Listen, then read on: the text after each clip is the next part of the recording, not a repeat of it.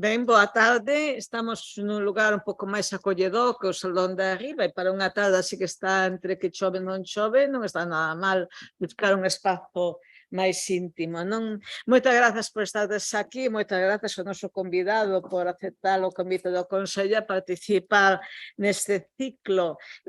Como sabedes xa todos, pero ás veces hai que volver a dicilo, non?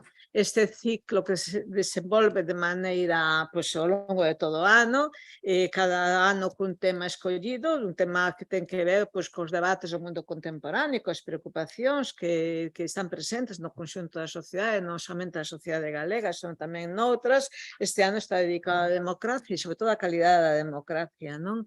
E como todos os temas que pretenden ser debates do mundo contemporáneo, pois naturalmente están ligados a esta actualidade. E, desde logo, este tema, o día escollido e o tema escollido foron escollidos moito antes de que souberamos que onte iba a haber un debate de investidura, que iba a pasar o que pasou antes de que hubieran as eleccións, antes de que hubieran a convocatoria anticipada de eleccións, etcétera, etcétera. Por lo tanto, aquí hai unha especie de conxunción astral que nos foi traendo a que, bueno, coa que está correndo por aí, pois nós esteamos hoxe falando con este tema e con este título.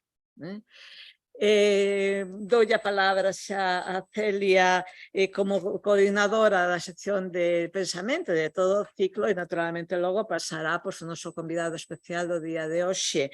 E nos abandonaremos, eu polo menos abandono este lugar para poñerme noutro, porque desgraciadamente non podo quedar hasta o final, porque a 7 teño que estar necesariamente noutro. Tiña que estar en 2 lugares diferentes, pero como non podo, pois tuve que escoller un, pero un deles sí que o escollín, perdoadesme. Ten a palabra. Pois, boa tarde. Moitas grazas por secundar esta nova convocatoria do ciclo Pensarmos. A verdade que é un prazer estar iniciando esta nova volta ao cole, aínda que, como dixo a presidenta, o ciclo Pensarmos agora xa ten unha traxectoria e polo que ten que ver co eixe de reflexión deste ano, democracia, pero que democracia vimos desenvolvendo distintas sesións xa desde que comenzamos en xaneiro con Joaquín Urías. E o fío da actualidade do que falaba a presidenta, eu non creo que sexa para nada casual, porque nós non o sabíamos, pero eles sí.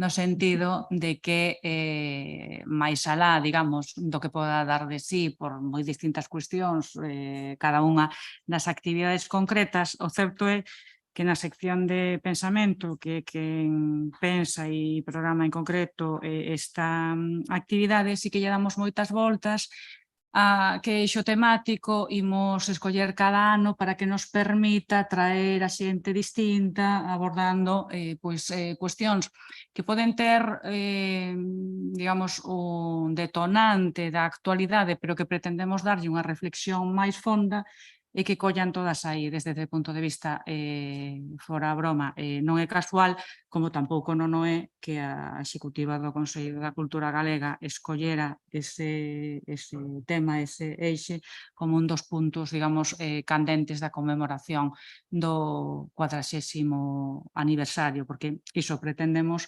na medida das nosas posibilidades, pero que aínda que sexan cousas que o desencadenante ten que ver coa actualidade, pero que nos permitan, traer xente que nos provoque reflexións de máis fondura e de máis calado, e, sobre todo, que nos den que pensar.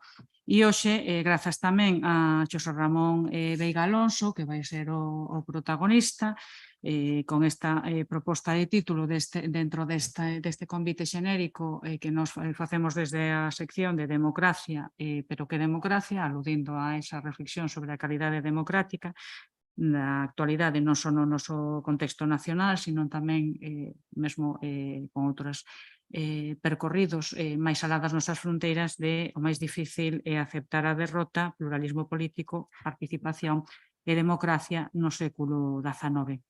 e vai dialogar con el Ana Isabel García Arias, que tamén é membro da sección de pensamento. E, sin máis, pois eu tamén cedolle o lugar e o protagonismo a quen lle corresponde, aínda que tampouco teño donde ubicuidade, pero me quedo. Así que nada, moitas grazas e espero que nos vexamos en futuras sesións, en concreto do ciclo de Pensarmos, pois a seguinte será o xoves 23 de novembro, cada cosa no seu tempo, pero xa imos anunciando. Grazas.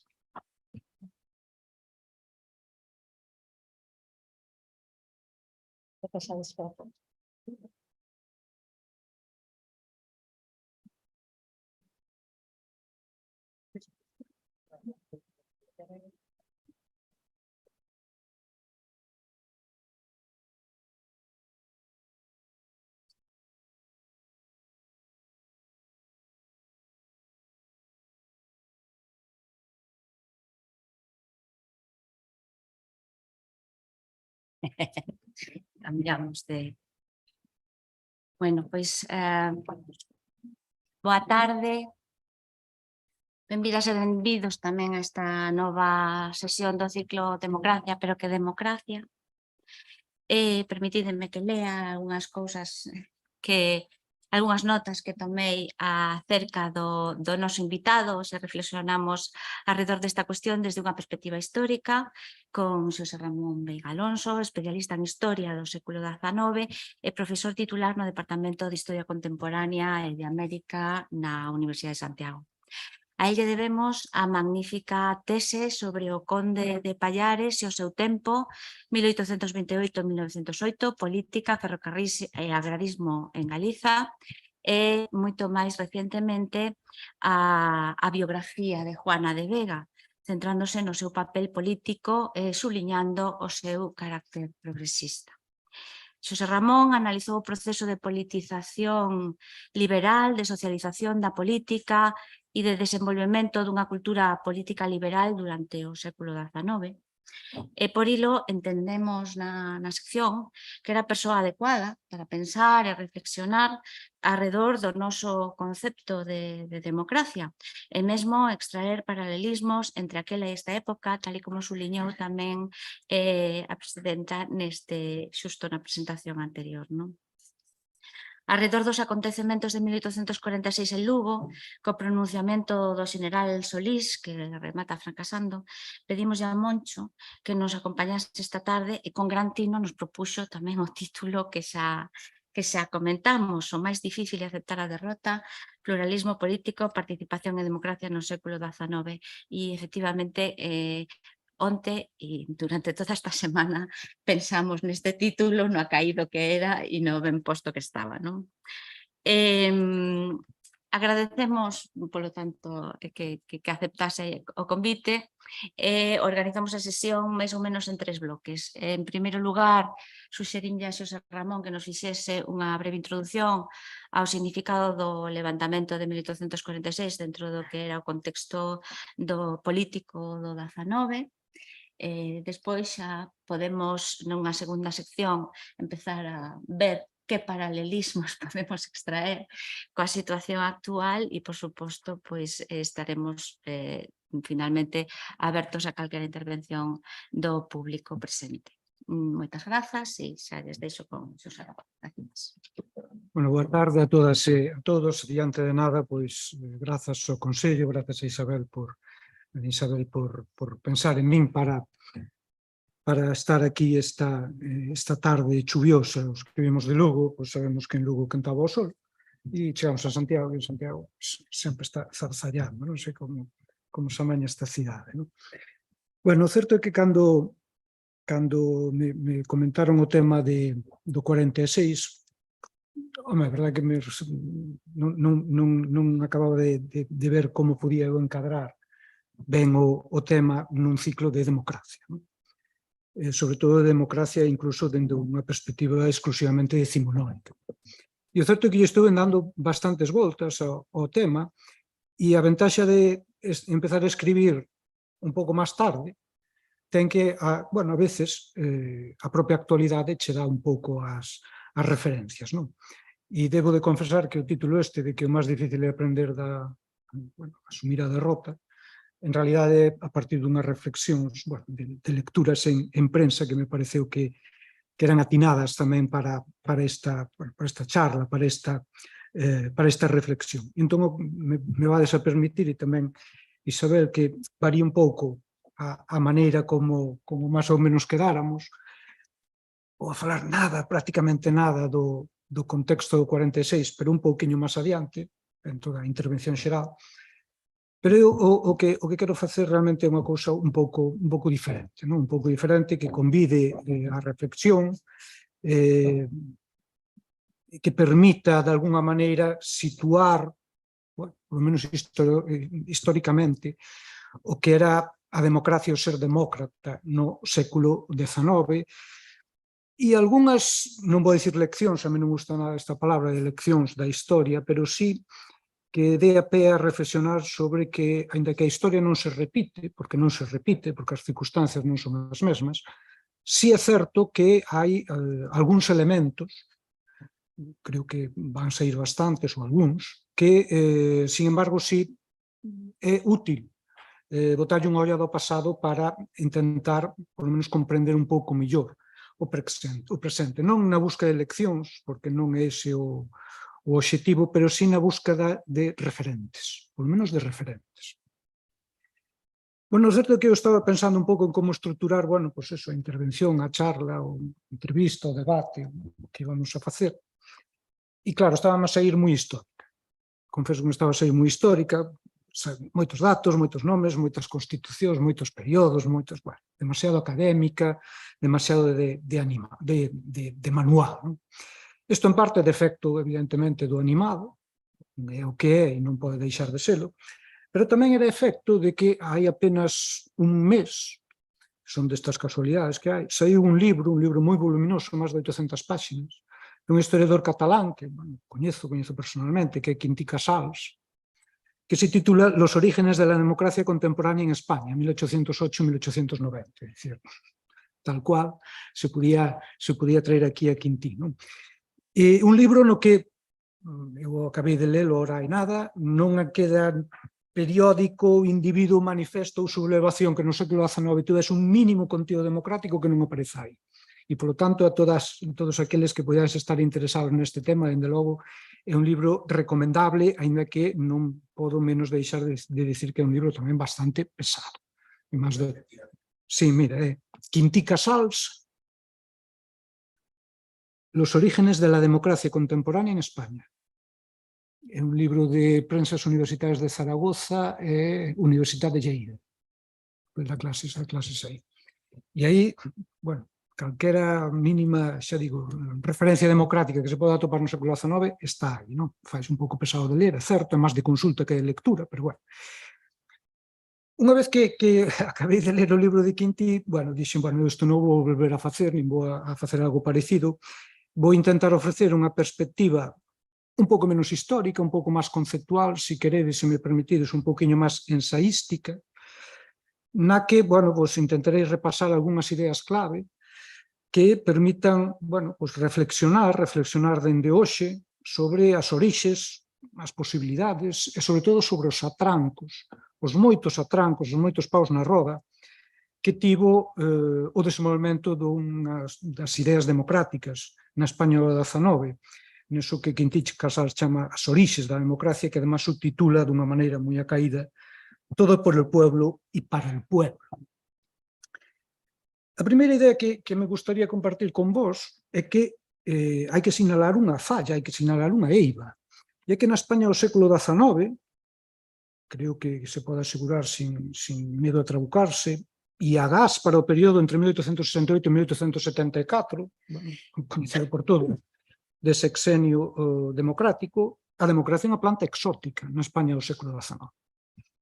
Unha planta que tivo unha enorme dificultade para arraigar na España do século XIX. Aínda que só sexa polo feito de que unha precondición básica para calquera democracia, mesmo para a democracia vista con ollos decimonónicos, para a democracia en versión século XIX, que evidentemente non é democracia pós Segunda Guerra Mundial, nin a do Estado de Benestar, nada parecido, outra cousa, un estándar básico que é dispor dun sufragio universal masculino, recalco de masculino, porque na democracia do 19 realmente sufraxio universal sen ese apelativo de masculino prácticamente non o defende ninguén,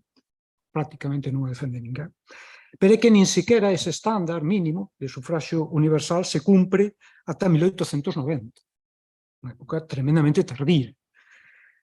Si ademais a este apelativo de sufraxio universal masculino lle queremos sacar o masculino, evidentemente temos que irnos xa á Segunda República, a Constitución de 1931, que é a primeira vez que permite o voto femenino. Pero que se me apurades un pouco máis e a este estándar de democracia lle aplicamos un mínimo de continuidade e un mínimo de praxe electoral limpa, realmente nos temos que ir prácticamente ás eleccións de 1979. Que é cando realmente poderíamos dicir que, bueno, este estándar básico de calquera sistema democrático que é dispoñer dun sufraxio universal, pues, bueno, mínimamente ten a súa aparición, non? E é que nin siquiera no sexenio democrático creo que se poida falar, non se pode, dunhas eleccións mínimamente limpas. Pois sabemos que no sexenio democrático as eleccións foron manipuladas polo goberno, polos sucesivos gobernos, e non se pode falar en absoluto dun sistema electoral, bueno, mínimamente democrático nese sentido, non? Si hai outros aspectos do sexenio democrático que evidentemente sí que, bueno, son máis acaídos para falar de democracia. Por lo tanto, para falar do século XIX e para falar da democracia no século XIX, eu creo que compre situar moi ben o que son as súas dimensións reais. Falar de democracia no XIX é un desexo, eu diría que basicamente minoritario entre as forzas políticas en pugna, eu diría que claramente minoritario, un desexo que busca establecer efectivamente un sistema que obedeza a uns principios democráticos e que loita, pero loita sin éxito, por acadar que, bueno, ese desexo se convirta en realidade no século XIX. É dicir, o balance neste sentido eu creo que é francamente escaso, francamente escaso. E é que o proceso de democratización en España eu creo que ten un camiño moi longo, moi dramático, por todas as guerras civis e todas as ditaduras que xalonan o proceso. E o que creo que é máis importante e é tamén un pouco desacougante é que é un proceso que sigue en marcha. Eu lembraba estes días, e acabo de ver ademais en Follas Novas, mirando libros ali, un dedicado a este tema, o famoso libro de Francis Fukuyama, non? Daquele ano olímpico de 1992, non? O libro na que, bueno, Fukuyama, de alguma maneira, no que agora nos interesa, basicamente o que viña a dicir era que, bueno, triunfara casi a nivel global unha fórmula política democrática, bueno, dun modelo anglosaxón de democracia máis liberal que propiamente social, pero que estaba a piques de convertirse realmente no gran paradigma político do século XX e, por suposto, do século XXI. Pasados 30 anos prácticamente deste vaticinio de Francis Fukuyama, pois eu creo que é evidente que o vaticinio resultou completamente errado. Como xa no seu momento, e me acordo moi ben, nos dixera o profesor Xusto Beramendi nunha conferencia que dera en Historia, que lle pedíramos comentando o libro de Fukuyama, e xa avanzaba que non estaba en absoluto de acordo coa tese de Fukuyama, non?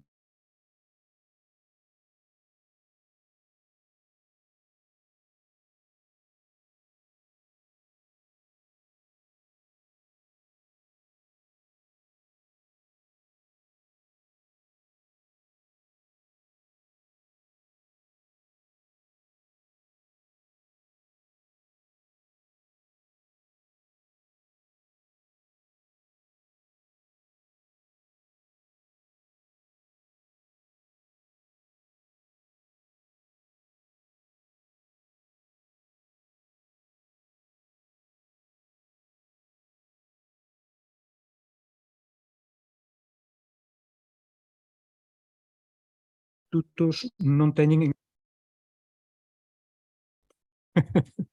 teñen en absoluto claro esta idea, non? E esta necesidade de afondar realmente nunha democracia sobre todo nos valores sociais da democracia, na diminución destas desigualdades económicas absolutamente escandalosas que se están producindo e afondar nunha real igualdade de oportunidades.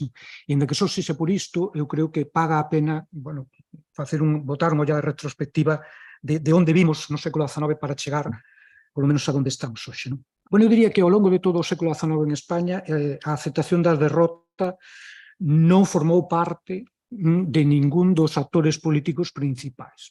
Os actores políticos principais na España do século XIX son os liberais moderados, logo conservadores, e os liberais progresistas, logo liberais fusionistas. É certo que hai outros actores políticos, por suposto que sí, pero os principais, os que realmente tocan poder e detentan o poder, son estes dous. E o certo é que entre estas dúas escisións da unitaria, en principio, familia liberal, non hai esa aceptación da derrota. Non hai unha aceptación da derrota porque nunca hai un acordo de mínimos que permita precisamente aceptar o resultado dos procesos políticos, ou do proceso político neste caso. De tal maneira que calquera derrota no século XIX, calquera derrota política, se ollaba como probablemente fraudulenta, como non válida, e, polo tanto, nese sentido, como susceptible de ser negada ou como susceptible de ser contestada mesmo pola forza das armas. Eu creo que na base do que é o armazón desta historia política da España do século XIX está, en boa medida, esta falla dun acordo de mínimos entre os protagonistas do proceso político para aceptar o resultado neste caso das eleccións. E isto vai a tardar moito tempo en conseguirse. De feito, prácticamente non se consigue ata 1885. En 1885, co famoso Pacto do Pardo entre os liberais de Sagasti e os liberais de Cánovas, non se consigue este mínimo acordo, un acordo de mínimos, que ademais vai ser un acordo de mínimos elitista e, por suposto, non democrático. E, por suposto, non democrático. Pero, ata ese momento, nin siquiera se pode falar de que os protagonistas reais da vida política do país tivesen un acordo de mínimos para aceptar a derrota dentro do marco político no que se desenvolvía.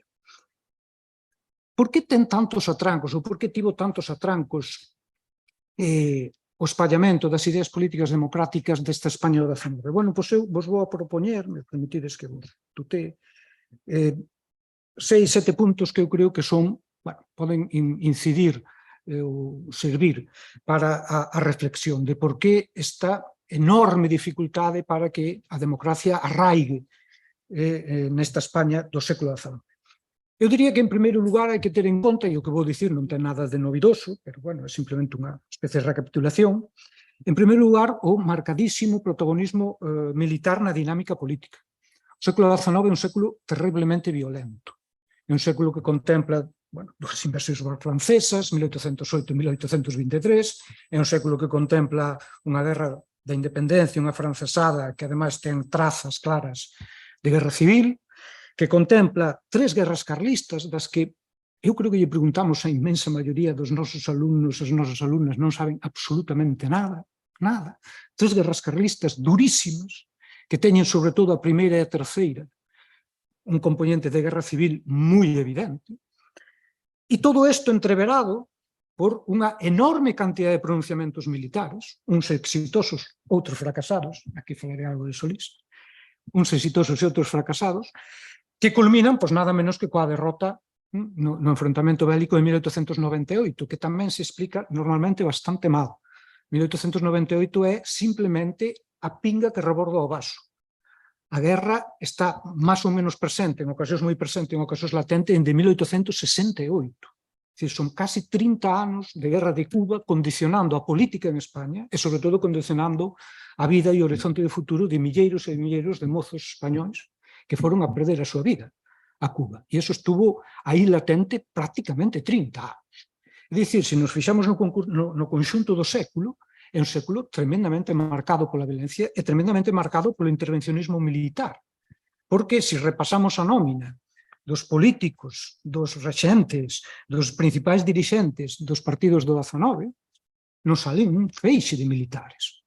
non os vou a repasar, ni moito menos, pero sin ir máis longe, Narváez, Espartero, Pavía, Martínez Campos, que sei, Prín Serrano, Topete, é dicir, que non salen os que queiramos, non? É dicir, hai unha permanente militarización da vida política. Non deriva en dictaduras militares, ollo, non digo eso, pero sí digo que estes militares, estes generais, están condicionando constantemente o proceso político, pero dunha maneira constante. E, de feito, isto singulariza bastante o caso español no conxunto da Europa occidental. O singulariza bastante. Non hai, creo, ningún exemplo, ningún país da Europa occidental que teña a cantidade por centímetro cuadrado de militares políticos que ten España, non? Teño aquí unha retaíla de intervencións militares, non vou a falar dela, simplemente me vou a referir a unha delas, e esta de Solís, de 1846. A ver, a intervención de Solís en 1846, ese pronunciamento de abril, en realidade é un pronunciamento de militares progresistas, en contra do goberno moderado do general Narváez, naquel momento. Isto xa se explicou hai moitísimo tempo, pero, bueno, nunca está de máis dicilo, pero que ten, claro, un componente engadido, que é esa achega dos mozos provincialistas universitarios, dos Faraldo, dos Romero Ortiz, do Rúa Figueroa, que lle achegan un componente realmente galeguista, ou de primeiros gromos do galeguismo a este pronunciamento de Solís. Pero o pronunciamento de Solís, en realidade, podémoslo ler como tantos outros pronunciamentos, eu diría que prácticamente todos do 19, como a non aceptación dunha derrota. Neste caso, a non aceptación da imposición do réxime dos moderados da Constitución de 1845, que se considera lexítima, que se considera que ataca as bases constitutivas do liberalismo e que se entende que pode ser perfectamente atacada pola forza das armas. Isto é unha herdanza que se prolonga durante todo o século, esta herdanza do militarismo, que evidentemente é un factor que pouco axuda ao desenvolvemento de valores ou de ideas de tipo democrático.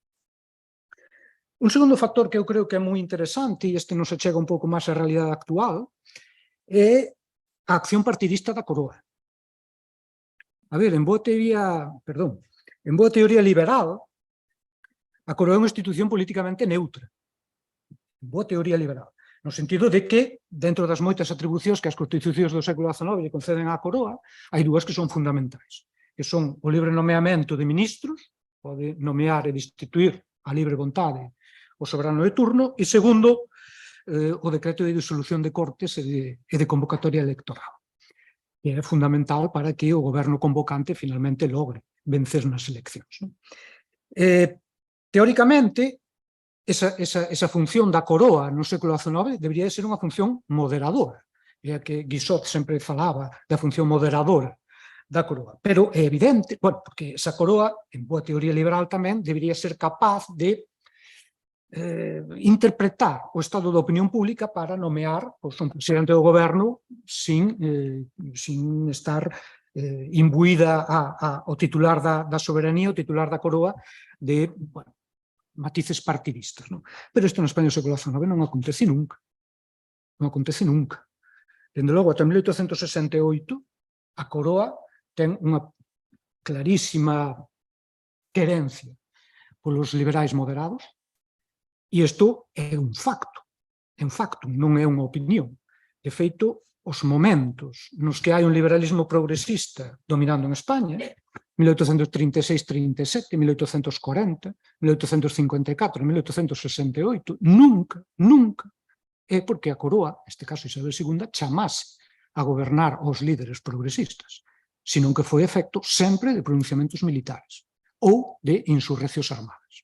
Nunca foi efecto de que a Coroa exercese ese poder moderador e, efectivamente, chamase a gobernar a eses outros liberais, a eses liberais progresistas. Isto, cando se vai a solucionar, polo menos entre aspas, cando esta Coroa empeza a exercer un papel un pouco máis neutral e un pouco máis de moderador, é coa Restauración. A partir, sobre todo, de 1881, ou eu creo que máis propiamente de 1885. Pero a costa de establecer un sistema que é un sistema elitista, é un sistema non democrático e é un sistema que inclúe na súa propia existencia como elemento basal a manipulación electoral. pero polo menos aí sí que hai un mínimo acordo, un acordo de mínimos entre esas dúas grandes forzas liberais, que son as que realmente, por dicirlo así, cortan o bacallao, para aceptar os resultados electorais sin recurrir inmediatamente ou de aí a un pouco tempo á forza das armas para revertir ese resultado. Por lo tanto, e polo que é a participación da Coroa no proceso, neste proceso difícil de rastrexar de democratización na España do século XIX, a participación da Coroa realmente é mínima, o cal, por outro lado, é bastante lógico. Bastante lógico por algo que direi moi ao final, pero que adianto xa, e é que no século XIX democracia era igual a república. E isto creo que o libro de Quinti Casals neses 800 e pico páxinas o demostra, pero con todas as fontes que poidamos desexar. Democracia e república no século XIX camiñan da man, e, polo tanto, é bastante lógico que dende a institución monárquica pois non fose precisamente unha ideoloxía que cabese manexar e ter en conta para desenvolver o proceso de manexo político do país. Se hai unha expresión eufemística no século XIX que retrata moi ben o que é o papel dos gobernos, o papel dos que teñen o poder, sobre todo a nivel electoral. Como ves, me estou centrando bastante no nivel electoral porque creo que é o máis asequible. Esa é unha perífrase, ou parecía inventada por Posada Herrera, non sei se inventou Posada Herrera ou non, pero é o da influencia moral do goberno, a influencia moral del goberno, que é un deses eufemismos moi do gusto do século XIX, que o que agochan realmente é eu diría que unha intervención electoral sistemática por parte dos gobernos convocantes das eleccións para gañalas, é dicir, un fraude electoral dende o propio goberno. E é que no século XIX eu creo que é difícil atopar unha soa elección que responda a uns parámetros de mínima limpeza, no sentido de que non fosen interferidas de outra maneira polo goberno de turno. E isto tanto en épocas del sufragio censatario como do sufragio universal. Isto pasa tamén co sufragio universal masculino no sexenio. Isto tamén pasa. E tanto por parte de gobernos, digamos, de matiz conservador como de matiz liberal.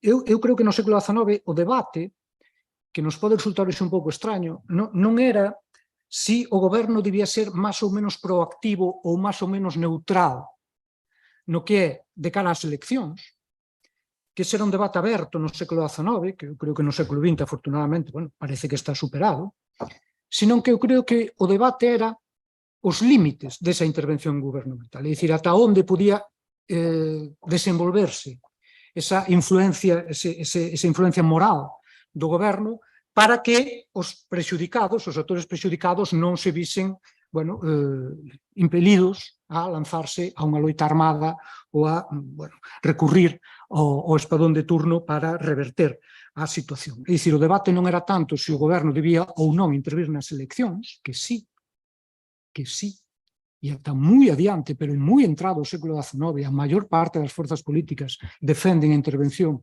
do goberno nas eleccións, o que hoxe entenderíamos por fraude electoral, senón cal eran os límites. De feito, os gobernadores civis nunca os sustituían por ganar ou perder eleccións, senón por como o facían. Non era o mesmo ganalas con pouca intervención que ganalas cunha intervención exagerada. Iso era o que non acababa de estar ben visto, pero que o goberno podía intervir nas eleccións, eu creo que casi todos os actores políticos presentes no século XIX o tiñan bastante claro. Dito de outra maneira, todos tiñan bastante claro que o terreo de xogo estaba embarrado, que as eleccións non ian ser limpas, iso tiñan claro todos. Pero nun exercicio que eu diría de hipocresía histórica, tamén todos tiñan sempre un as na manga. E era que se ese resultado non era do agrado dos meus, non era o que eu agardaba, sempre me quedaba o as na manga de dicir que eses resultados eran fraudulentos e que, polo tanto, eu tiña o dereito de contestalos mesmo pola forza das armas. Que isto é o que se vai a conseguir, polo menos, parar coa restauración. por lo menos parar este recurso aos exércitos. Iso non quere dicir que os militares non influíran no réxime de restauración, que influen unha barbaridade, sobre todo pola guerra de Cuba, pero polo menos xa non hai ese cancro que de alguma maneira se devora a si mesmo e que impide calquer avance en sentido democratizador, porque sempre hai o as na manga de non aceptar esa derrota. Logo, outro punto que quixera tamén traer a colación é o impacto que o clientelismo ten como outro elemento negativo no desenvolvemento das ideas democráticas en España, das que vou a falar moi pouco, porque realmente non creo que haxa moito que falar despois do que escribiu Quintín. É dicir, esas relacións clientelares, ese intercambio desigual de favores e servicios discrecionais a cambio de apoio político, forma parte consustancial da vida política do século XIX. Isto é a remazón do sistema. Igual que o é a intervención dos militares, igual que o é a influencia moral do goberno, é a utilización de mecanismos clientelares cun sentido electoral.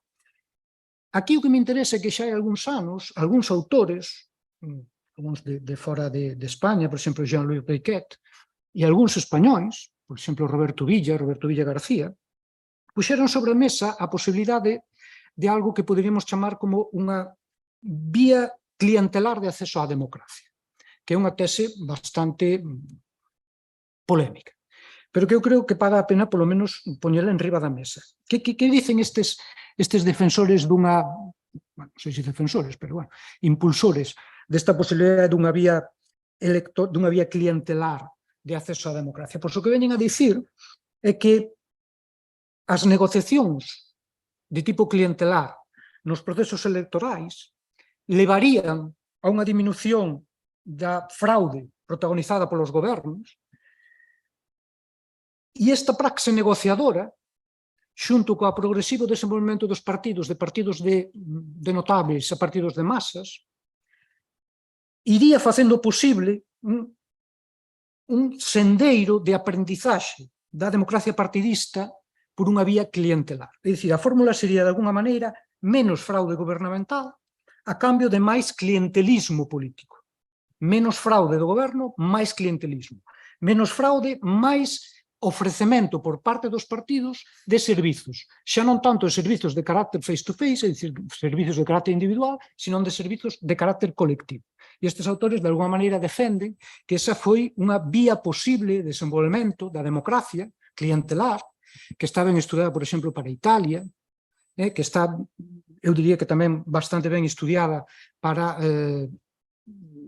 polo menos unha parte da historia política inglesa, pero sobre todo para Italia, pero que en España non tivo maior percorrido. Non tivo maior percorrido porque os sucesivos gobernos do século XIX nunca deixaron de exercer un forte fraude electoral, nunca permitiron que eses partidos clientelares, pero que pouco a pouco se estaban desenvolvendo como partidos cada vez máis de masas, pudesen realmente ter un intercambio de favores a nivel electoral que permitise diminuir a fraude por parte do goberno e aumentar esta outra variante máis negociadora. Isto, por suposto, non é da noite para a mañá, ni moitísimo menos, pero sería un posible camiño. Isto intentouse en España. Roberto Villa ten un análise moi interesante das eleccións de 1879. As eleccións de 1879, Roberto Villa García ten unha análise moi boa, porque son unhas eleccións que organiza Manuel Silvela, e Silvela lle dá ordes estrictas aos gobernadores de non intervir, de non utilizar os resortes gubernamentais.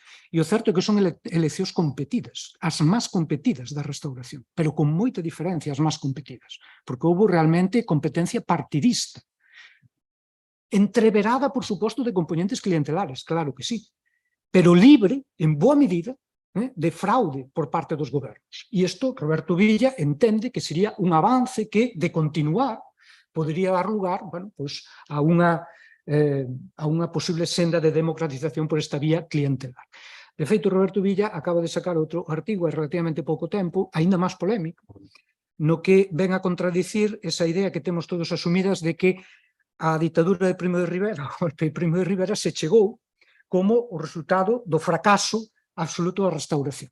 E o que ven a dicir Roberto Villa, isto tamén é polémico, evidentemente, é que non é exactamente así, sino que probablemente o que estaba padecendo o réxime da restauración era un proceso de maduración un camiño de democratización que creaba, claro, moita inestabilidade, é certo, que creaba moita fragmentación partidista, isto meteu moito medo a segundo que elites do país e aí estaría a orixe do golpe primo de Rivera. Non sería tanto un fracaso como unha crise de madurez ou unha crise dun proceso de madurez que co tempo, isto é historia ficción, podería chegar a donde chegase. Eu creo que esta é outra idea interesante, non? Non sei canto tempo. Eu creo que... Até polo cuál? menos Até está- 7? Sí, Bah, máis ou entón menos. sobra o tempo. Bueno, outra idea máis que quero, como vedes, estos son píldoras, non? Outra idea que quero poñer en riba da mesa, porque a min sempre me chirreou bastante, é esa argumentación trampulleira antidemocrática de que no século XIX o que se intentou foi que votasen os mellores, que votasen os escollidos, que votasen os seleccionados. A ver, todo o século XIX o que domina é o sufragio censatario, agás entre 1868 e 1874. Todo. Hasta 1890 que se establece o sufragio universal masculino, todo é prácticamente o sufragio censatario. Isto que supón? Isto supón que de partida hai unha selección moi forte dos actores dun dos elementos básicos de calquera democracia, que é poder votar. Hai unha selección de partida brutal. De feito, hai momentos na historia de España do século XIX no que a porcentaxe de varóns adultos de maiores de 25 anos que poden votar é ridícula.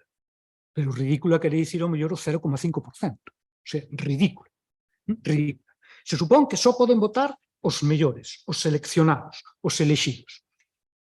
Isto está na base do liberalismo. O liberalismo entende que o sufragio non é un dereito, é unha función. E que a función a teñen que elexir, a teñen que desenvolver os mellores. Quenes son os mellores? Os propietarios e os sabidos. É dicir, aqueles que pagan determinado nivel de impostos e aqueles que teñen unha determinada formación. E iso xa xenera de partida unha selección brutal daqueles individuos adultos, varóns, maiores de 25 anos que poden votar. Brutal. Pero hasta aquí isto é teoría.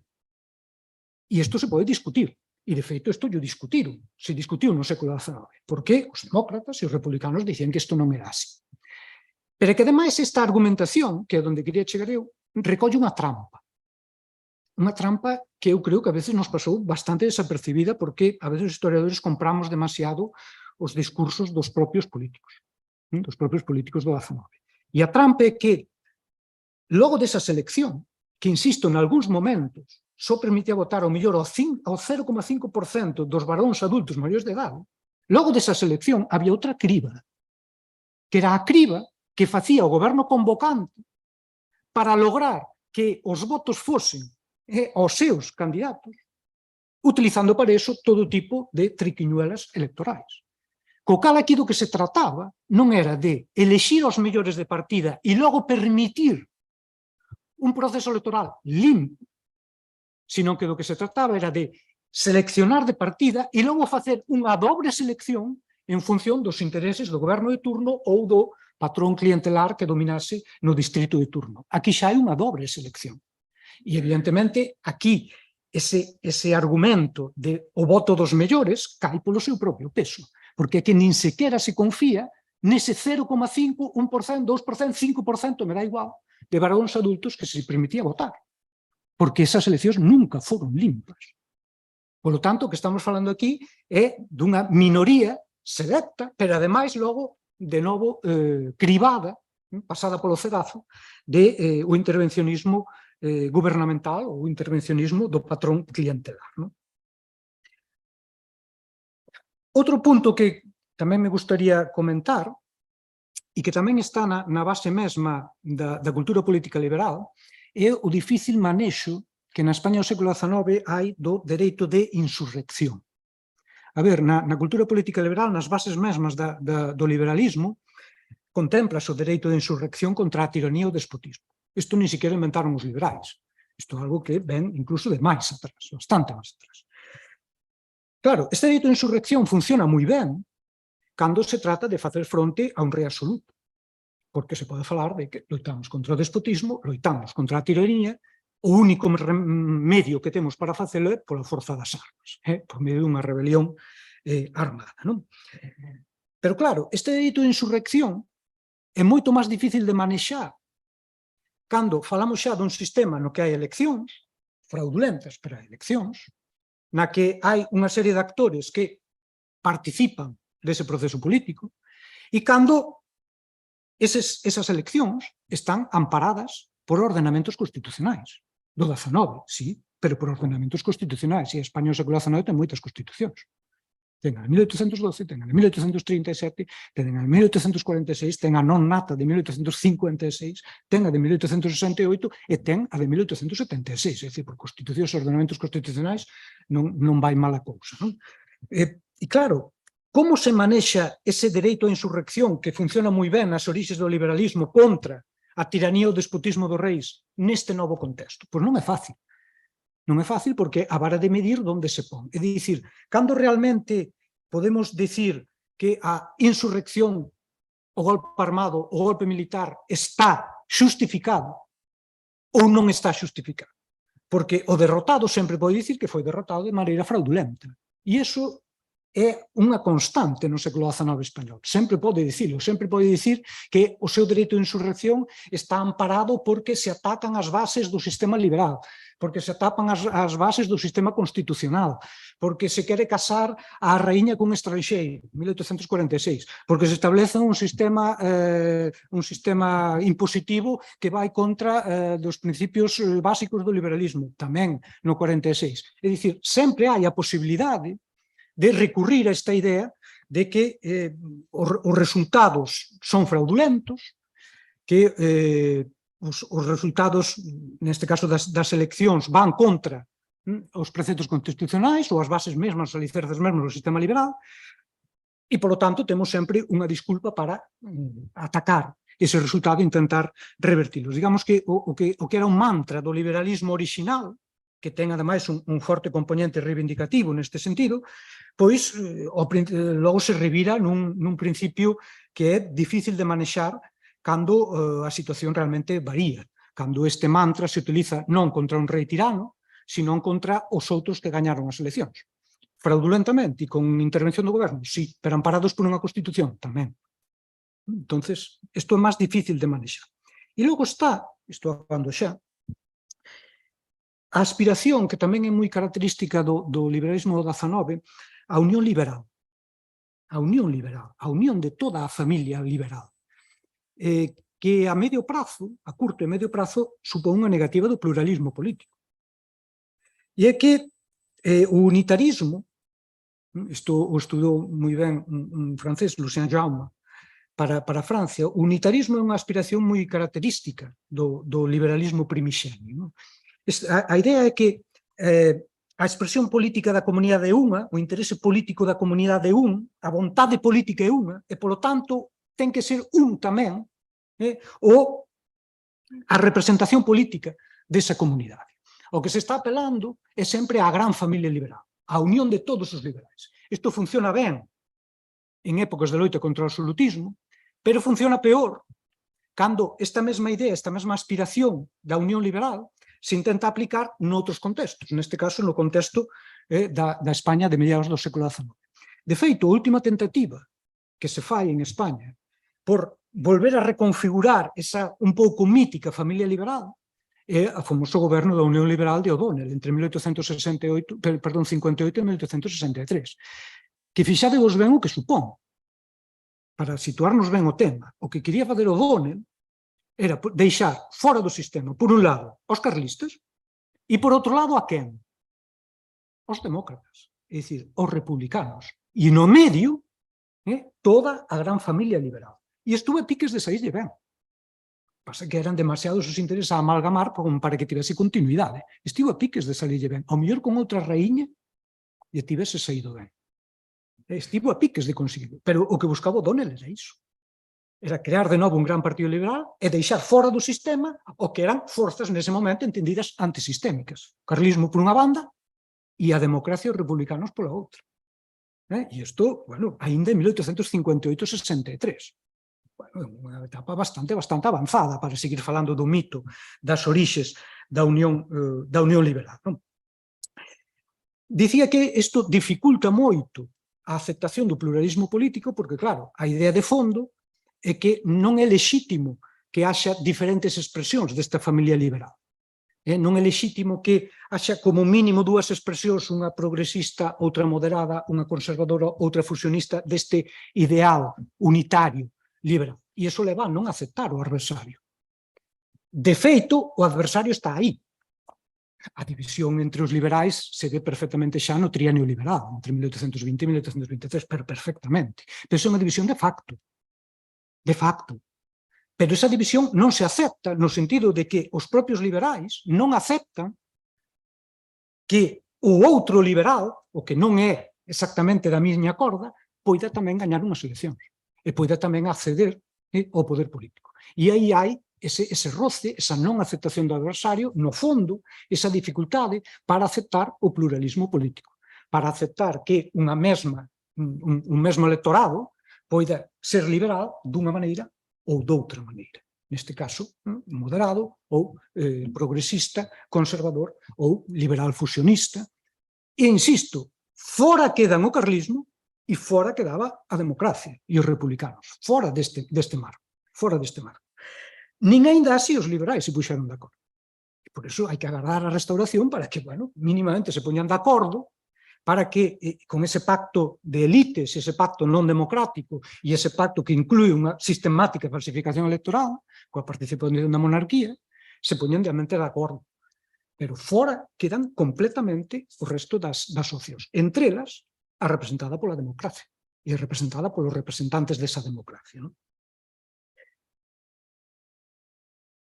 E que idea hai da democracia realmente nos actores políticos en pugna, nos actores políticos que tocan poder na España do século XIX? Pois é moi simple. É moi simple e non creo que haxa tampouco que afondar moito. A idea que hai do liberalismo español respecto á democracia é francamente negativo. Francamente negativo. O liberalismo conservador nunca vai aceptar principios democráticos, nunca, nunca, en ningún momento no século XIX, en ningún momento. En 1881 nin en 1885 tampouco fan. Tampouco fan. E o liberalismo progresista e logo o liberalismo fusionista lle vai costar Deus e axuda. Porque todos sabemos que o sufragio universal de 1890, masculino de 1890, se chega, pero se chega daquela maneira, como unha componenda dentro dos propios liberais, non coa idea de facer un sufragio universal e permitir que efectivamente haxa unha mínima competencia electoral entre as diferentes agrupacións partidistas que podía haber no momento. Dito dunha maneira moi simple, e isto é algo que se ve moi ben en moitos discursos do século XIX, tanto en Cánovas como en Sagasta. Hai unha anécdota moi bonita cando, moi bonita, destas que aos historiadores nos chama moita atención, cando Cánovas se enche de satisfacción cando escoita nun debate a Sagasta defender o sufragio censatario. Se Sagasta, que no sexenio democrático defendera o sufragio universal, logo se pasa con armas e bagaxes ao sufragio censatario. E Cánovas está encantado, porque, de alguma maneira parece que Sagasta entrou no redil. Por qué? Porque cando os liberais no século XIX falan de democracia, sempre relacionan con anarquía, que además logo vai dar lugar de novo a un sistema autoritario, sempre unha especie de pescada que se morda a cola. Sempre falan de tiranía do número e sempre falan de tiranía das masas, de despotismo das masas. Isto se cansou Cánovas de falar desto, se cansaron todos cantos conservadores houbo, pero tamén moitos fusionistas partillaban claramente desta idea de que a democracia en España era basicamente sinónimo da anarquía ou de tiranía do número. E aí o sufragio censatario, por exemplo. Por lo tanto, quenes son os que realmente defenden a idea democrática na España do século XIX? Pois moi poucos. Eu creo que moi poucos. E eses poucos son os republicanos. Os republicanos, sexa na primeira versión do republicanismo, esa que se escinde da agrupación progresista en 1849, dá lugar ao chamado, eu diría que mal chamado, porque realmente non era un partido, era unha agrupación, Partido Demócrata, pero sobre todo andando o tempo cos republicanos que nun primeiro momento non poden defender a República porque non se pode, por lei non se pode facer, e que logo, pois, efectivamente, xa o fan defendendo abertamente a República. Pero estes republicanos na España do século XIX, por máis que os estudamos moito e nos gusta moito estudalos, e dá para máis de 800 páxinas, eran poucos. Eran poucos e tiñan poucos resortes para influir socialmente. Tiñan máis nalgúnas zonas que noutras, é certo. Tiñan máis nalgúns territorios que noutros, é certo. Pero tocar poder no século XIX, sacando o experimento fracasado, ou que lle fixeron fracasar, non o sei, tremendamente complexo en todo caso, que se está celebrando agora tamén o correspondente bicentenario da Primeira República, pois realmente non hai outra experiencia republicana. Dito de outra maneira, os que defenden a democracia, que son os mismos que defenden a República, os mesmos, e aí a conexión é prácticamente perfecta, sobre todo en de mediados de século, son poucos e teñen unha influencia social limitada. É dicir, aqueles que defenden o sufragio universal masculino, as liberdades de expresión de reunión e de asociación, o xuízo por xurados, o fin das quintas, a supresión dos impostos indirectos, un poder xudicial que non sexa movible, a soberanía nacional exclusivamente nas mans do pobo, a liberdade de industria e de comercio, a fin da escravitude, a descentralización política e administrativa e, finalmente, un sistema de tipo republicano. Estes son moi poucos en España, na España do século XIX.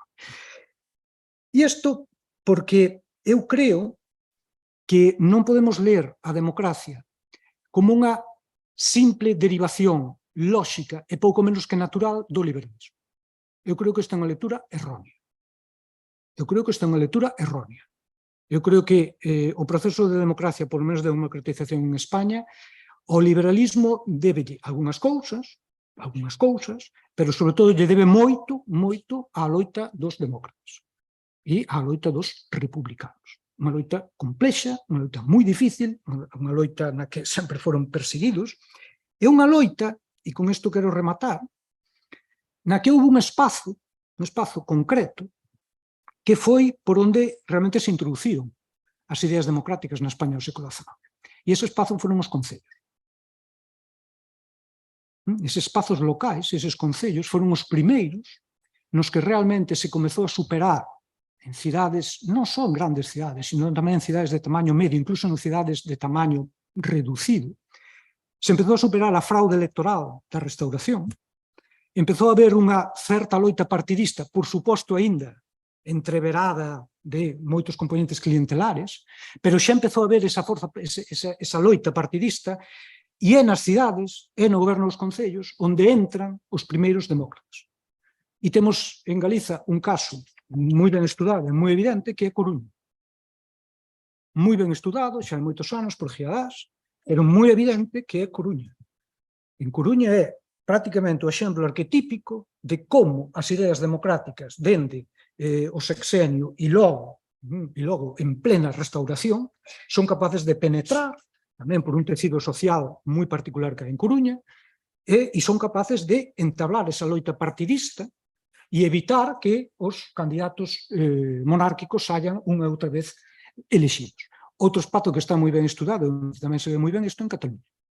En Cataluña tamén se ve perfectamente como son estas cidades de tamaño mediano, grandes cidades, nas que, sin caer en ningún tipo de utopía de se establece unha democracia, non, pero donde se empeza a superar todas as eivas que tiña este sufraxo manipulado de tipo por parte dos gobernos, por parte dos patronos clientelares, nas cidades. Isto é algo que, bueno, eu creo que falan moi ben dos que nos sentimos, bueno, de alguma maneira municipalistas, ou nos entendemos como municipalistas. E remato, non é unha casualidade, supoño que moitos estaréis pensando, que a implantación da Segunda República pois efectivamente se faga a partir dunhas eleccións que son municipais. O que a determinado revisionismo histórico lle sirve para dicir que eso non era lexítimo, porque o que estaba en xogo non era exactamente, non eran unhas eleccións xerais, sino unhas eleccións municipais. É o mesmo revisionismo que fala de que, bueno, o famoso referéndum da autonomía de Galiza foi un enorme pucherazo. E o que hai que contestar que foi exactamente o mesmo pucherazo que todas cantas eleccións se celebraron no Estado español dende o comezo do liberalismo. Non hai ninguna que non o fose. Ninguna que non o fose na restauración.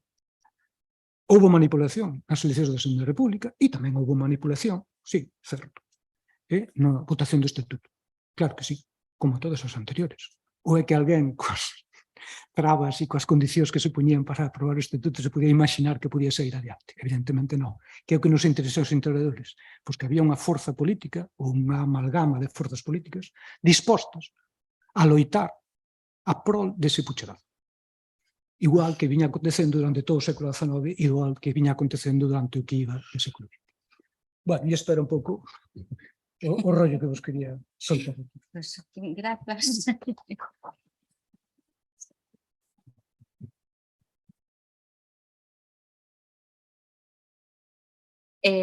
Moitas grazas, Moncho. A verdade é que como me cambiaste un pouco o guión, agora estou un pouco descolocada sobre o tema. E do que acabas de decir, e antes de dar paso, eu creo que é moito máis interesante que fale o público que está na sala. E antes de dar paso ao que teña que decir, eu de todo isto que acabas de decir saco unha serie de ideas que non sei se están equivocadas ou non, pero que de algún xeito herdamos ou a parte das eivas que podemos detectar no funcionamento democrático actual, moitas as podemos recoñecer neses comportamentos do 19, non? Quer decir, vas fiando unha serie de argumentos para decir que a democracia é imposible que xurda nese contexto político do 19. Por que? Pois porque hai violencia, porque hai por unha serie de cuestións, e non todas, pero hai unha serie de cousas, non? Que parece que siguen presentes. O unitarismo, é dicir, esa idea de que ten que haber unha España uniforme de alguna maneira, non? Parece que sigue aquí. Ese dereito á insurrección que tú falas como a non aceptar a derrota, me chama a atención porque eso agora é algo que non sucede única e exclusivamente no noso ámbito, sino que estamos vendo que a partir do trampismo e de todos estos é algo o que está sucedendo en Brasil, o que sucedeu nos Estados Unidos, etcétera, que é algo que parece que se está revelando así a nivel global. O tema da influencia da coroa, ese poder que aínda mantén, aínda que só sexa no papel e que despois está máis ou menos lavado ou digamos oculto, pero que sobre o papel ese poder de elexir o de designar a quen vai formar goberno está aí. É dicir, parece que hai unha serie de cuestións das que non nos terminamos de desembarazar. Non sei se por idiosincrasia ou porque... A ver, eu creo que a democracia española é unha democracia xove. Non, sí. Moi xove. É dicir, realmente, se consideramos que as primeiras eleccións minimamente democráticas e de continuidade son a partir de 1979, é unha democracia que ten 4 días. Sí. Realmente, unha democracia xove, moi xove, non? E a mí, de verdade, que o único que me preocupa e para o único que me parecería interesante explicar algo deste tema, sobre todo a rapaces que non coñeceron nada máis que un sistema democrático, é convencelos de que igual que disfrutan da democracia se pode perder. E que é un proceso completamente aberto. E isto non é facer alarmismo. Non é facer alarmismo. Tu te vas agora a moitos países da Unión Europea onde hai principios democráticos que están a ser directamente conculcados. Vas a Hungría, vas a Polonia e o ves perfectamente.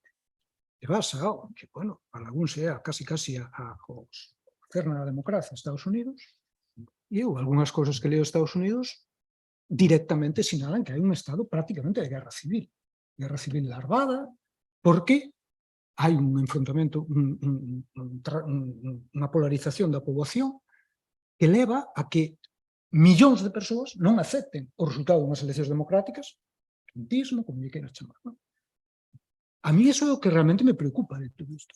O único que realmente me preocupa debe ser que é de formación, de que eu lle dou eso, aulas a rapaces que van a ser futuros mestres e mestras, a min é realmente o único que me preocupa deste tema. E eu creo que os docentes debíamos de facer un esforzo por situar o tema nestas coordenadas, para facerlles un pouco máis atraente tamén a historia do 19, para que vexan que o que chega hoxe é produto dun proceso. Un proceso que ten os seus problemas, que ten a súa temporalidade, pero no que é realmente importante que é un proceso que continúa en marcha, que sigue estando aí. Dábámola por feita, pero eu creo que a día de hoxe non podemos dar absolutamente nada por feito, sin ser alarmista ni moitísimo. Pero bueno, isto é unha opinión evidentemente moi persoal, non? Como a todas, non? Pero eu creo que, sinceramente, me parece que se este tema e o propio coloquio é interesante, debería de ser interesante, sobre todo, a este nivel. A nivel de que, bueno, tomar conciencia de que nada cae do ceo, nada está para quedarse, e que isto hai que seguir afondando e hai que seguir traballando, dentro do meu punto de vista, unha democracia de contido máis social, bueno, máis intervencionista, dentro do punto de vista económico, para evitar estas desigualdades brutais nas que estamos caendo, con a igualdade real de oportunidades, porque eu creo que principios básicos que creíamos asentados, desde logo, non vexo que estén tan asentados a día de hoxe.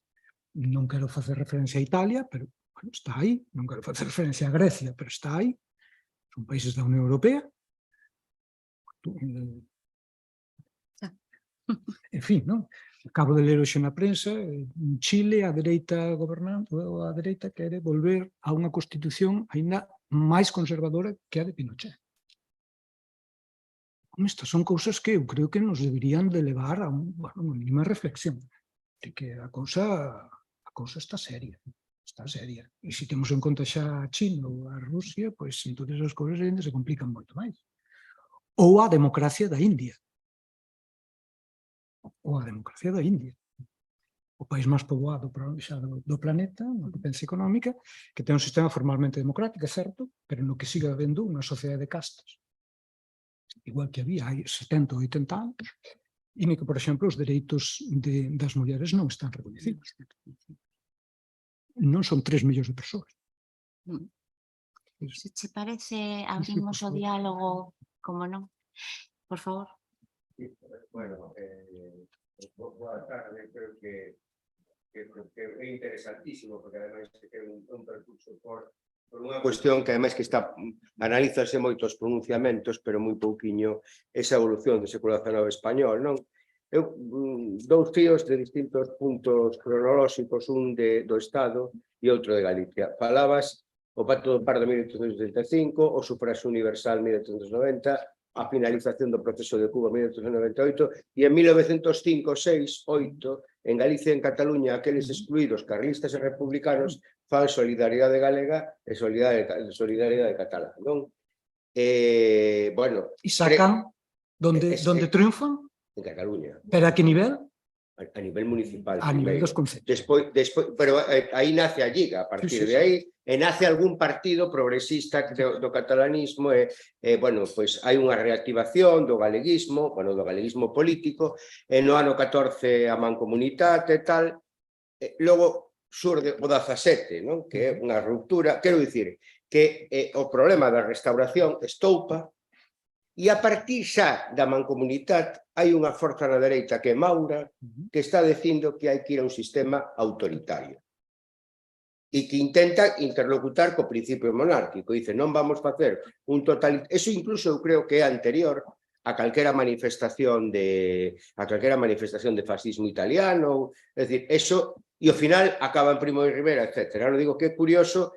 E iso, de alguma maneira, é o medo das élites españolas á democracia. É dicir, unha vez que fracasou o turnismo, hai que ir. Maura, eu creo que conste que hai unha parte de maurismo aquí en Galicia interesante, regionalista e tal, non? Pero, basicamente, Maura ten outra parte de Calvo Sotelo e tal, que a democracia non nos vale, ni siquiera nos vale o liberalismo. Hai que ir a unha organización autoritaria que, bueno, que intente mediar entre patronos e obreiros, bueno, ben. É dicir, digo porque a mí me parece interesante como remarca ese proceso, non? e como se xuntan carlistas e republicanos nesas solidaridades a nivel periférico. Pero interésame máis, bueno, isto é o apuntamento, o tema de 1846 en Galicia, que efectivamente esa historia do pronunciamento é máis entre as correspondencias entre os distintos xefes dos dous exércitos e medio que había, que son interesantes. A ver, isto eu creo que, sin embargo, o mellor, eu non quero ser voluntarista, teño como lector, no? E teño analizado en algún artigo curto a nivel de gran difusión, pero eu creo que isto se conecta sendo un pronunciamento para aqueles militares, para Solís probablemente foi un pronunciamento, non? Eu creo que a nivel Galicia, eu creo que ten unha conexión importante coas revolucións democráticas, bueno, liberal-democráticas de 1848, ten unha conexión co que pasou en Polonia en 1830, coa Reform Act, incluso británica, de 1832, non? Eu creo que ten, porque falabas ti de Faraldo e dos provincialistas, do que é protogaleguismo, pero tamén temos a Pío Rodríguez Terrazo, alcalde desta cidade, que representa un sector democrático que non é galeguista, pero que, sin embargo, Pío Rodríguez Terrazo, ¿no? Por certo, tatarabó de Antón Reixa, ¿no? É dicir, como elemento curioso, comento, ¿no? Este Pío Rodríguez Terrazo e todos os demócratas que están aí, o que chamábamos, bueno, demócratas, son liberal progresistas nese momento, ¿no? Estas persoas conversen na Xunta de Estado Reino. Bueno, e sí que algúns, sobre todo a xente, os historiadores máis antigaleguistas, sempre din que non fixeron ningunha proposta galeguista. Non, é verdad que non fan unha proposta de autogoberno, pero nas liñas que marca Faraldo e tal, bueno, pois isto eu creo que esa cuestión é importante, pero que ademais temos os seus froitos. Cando 10 anos despois é o banquete de Couso. E son os rapaces que eran adolescentes de 1846. Murguía, que veu desde a farmacia do seu pai, aquela enxurrada de militares chegaba. Esa cidade, basicamente, así como 9 anos antes, eu creo que Santiago estuvo pasivo no tema de cando veu o general aquel carlista Antonio López ou Antonio Gómez, ou como lle chamara, no? Que entrou un día e marchou outro. Sin embargo, Gómez, o general Gómez, sí.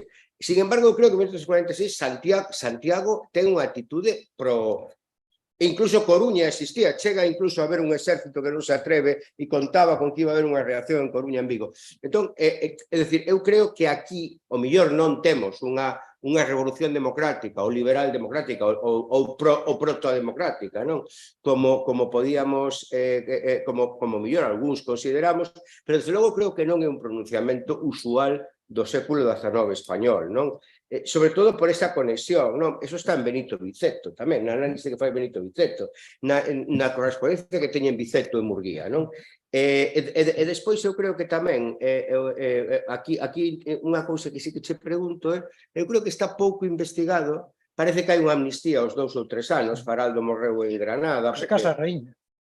Como? Es Casa Raíña. Por a casamento da Raíña con Francisco de Paula Asís, que tiña moitas puntillas. Moitas puntillas. Pero despois, en cambio Faraldo non ten esa sorte, morre en Granada, porque ten...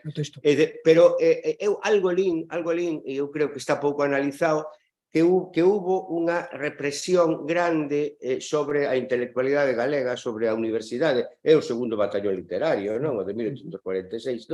Non sei se isto tamén nos podes ilustrar un pouco, se hubo realmente esa cuestión, non? Desde logo, eso en Pondal, bueno, logo tengo outra idea, pero Aurelio Aguirre, na súa propia, tamén está aí marcado. E, home, o banquete de Couso pode ser liberal progresista, non? Pero eu creo que hai un elemento predemocrático ou protodemocrático, non? Bueno, o Partido Demócrata fundarase 3 ou 4 anos antes, pero eu creo que hai un elemento pre-republicano, predemocrático, non? E ademais que converse con unha tradición que despois vai ser a de Murguía, no concepto liberal demócrata galego, non? O mellor estou facendo unha historia de desideratum, porque eu non son historiador e tal, pero creo, amigo, que sí que me parece que o 1846 de abril de Ferro Lume, non? De Lume Ferro, que falaba Manuel María, non é exactamente un pronunciamento español, non? Entón, non sei se que... A ver, o pronunciamento do 46, eu creo que hoxe xa sabemos que non ia ser único. Dicir, había outras guarnicións en España que estaban esperando a que efectivamente triunfase ese pronunciamento en Galicia. De feito, o goberno Cánovas, perdón, o goberno de Narváez cae cae por efecto do golpe do 46. É dicir, aquí chega o general Concha con moitos milleiros de homes para afogar ese levantamento. Por qué? Porque contra do que poidamos pensar, Galiza en 1846 tiña zona de liberal progresista, non de ser unha zona conservadora, ao revés. De feito, a Coruña é outro tema, pero a Coruña era o segundo baluarte da liberdade, non? Deputados progresistas por Galiza, hai moitos. En Vigo, no, en Vigo houve un grupo que estaba capitaneado basicamente polos, liderado polos conserveiros cataláns, que si tiñan unha ideoloxía liberal progresista. Quero dicir, o golpe do 46 eu creo que se pode ler nunha clave máis estatal, no sentido de que hoxe sabemos que noutros lugares había conversas nos cuartéis, que era como se facía isto, pero tamén con elementos civis, claro, falo de pronunciamentos, pero os pronunciamentos, moitos deles teñen detrás elementos civis, por suposto que sí, sin ir máis longe o golpe de 1820 en Coruña, é un golpe militar, pero ten detrás apoio civil, ten detrás un importante apoio civil, non? Falo de pronunciamentos porque, bueno, como se consideran no século XIX. Quero dicir, isto, e estes outros zonas estaban agardando a ver que acontecía en Galiza, a ver que pasaba aquí. Hai unha cousa moi curiosa no 46 galego que aquí non temos estudado, pero que sí está estudado, por exemplo, para Cataluña. Para Cataluña está moi ben estudada a confluencia que alrededor do 48, 146, 47, 48, 50, se dá entre, por un lado, sectores do que podemos chamar a mesocracia urbana, os primeiros obreiros máis ou menos proletarizados, dunha ideoloxía moi próxima ao republicanismo, con sectores do liberalismo progresista. Eso estudia moi ben Albert García Balañá, por exemplo, estudia perfectamente. E aquí a idea sería precisamente esa. É curioso do 46, porque realmente estivo a moi pouco de triunfar. A moi pouco de triunfar. O que ocorre é que ese exército que se aposentou ás portas de Coruña agardaba que en Coruña houvese algún tipo de movimento interior para, efectivamente, dar o paso. Estaba Juana de Vega por ali cerca, sí. Pero eso non se produciu, non, eso non se produciu. E ganar unha cidade nestes momentos era algo realmente moi importante, era algo fundamental, sobre todo unha cidade como Coruña. Porque, entre as cousas, ganar unha cidade como Coruña permitiría que os famosos fusís que iban chegar dende Gran Bretaña e que estaban embarcados efectivamente chegasen a Coruña. E non foi o caso. Entonces, no 46, bueno, eu creo que hai aí unha amalgama interesante que a veces os historiadores nos quedamos ou coa vertente máis galeguista ou con esta outra vertente máis de pronunciamento militar dos progresistas e ignoramos un pouco esas componentes, esas... E Carlos, a último, e a conexión con 1948 europeo que era? É que non che sabería dicir. A conexión con 1948 europeo, Austria, Hungría... Pero aí xa non che podo dicir, porque non é algo que eu... A Francia, Luis Napoleón, a Segunda República... A ver, hai un intento de revolución do 48 en Galiza. Eu eso sei por Juana de Vega. Juana de Vega recibe unha carta dun demócrata, non se chama ni siquiera republicano, un demócrata, que é, según el, falsamente acusado de formar parte dun comité democrático pro-republicano que actúa en Galiza.